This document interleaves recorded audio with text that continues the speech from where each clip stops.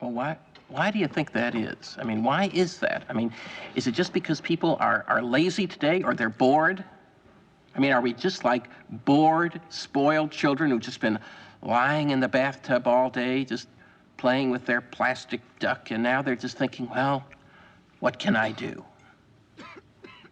Okay, yes, we are bored. We're all bored now. But has it ever occurred to you, Wally, that the process that creates this boredom that we see in the world now may very well be a self-perpetuating, unconscious form of brainwashing created by a world totalitarian government based on money, and that all of this is much more dangerous than one thinks? And it's not just a question of individual survival, Wally, but that somebody who's bored is asleep, and somebody who's asleep will not say no? See, I keep meeting these people. I mean, just a few days ago, I met this man whom I greatly admire. He's a Swedish physicist, Gustav Bjornstrand, and he told me that he no longer watches television, he doesn't read newspapers, and he doesn't read magazines. He's completely cut them out of his life because he really does feel that we're living in some kind of Orwellian nightmare now.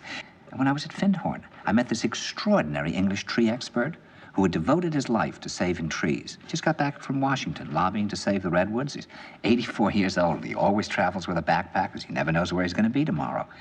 And when I met him at Findhorn, he said to me, "Where are you from?" And I said, "New York." He said, "Ah, New York, yes, that's a very interesting place. Do you know a lot of New Yorkers who keep talking about the fact that they want to leave but never do?" And I said, "Oh, yes." And he said, "Why do you think they don't leave?"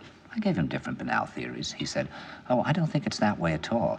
He said, "I think that New York is the new model for the new concentration camp, where the camp has been built by the inmates themselves, and the inmates are the guards, and they have this pride in this thing they've built. They've built their own prison, and so they exist in a state of schizophrenia, where they are both guards and prisoners, and as a result, they no longer have, having been lobotomized, the capacity to leave the prison they've made, or to even see it as a prison."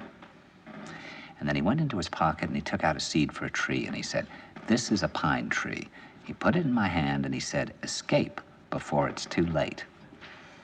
See, actually for 2 or 3 years now, Chiquita and I have had this very unpleasant feeling that we really should get out. And we really should feel like Jews in Germany in the late 30s. Get out of here. Of course, the problem is where to go, because it seems quite obvious that the whole world is going in the same direction.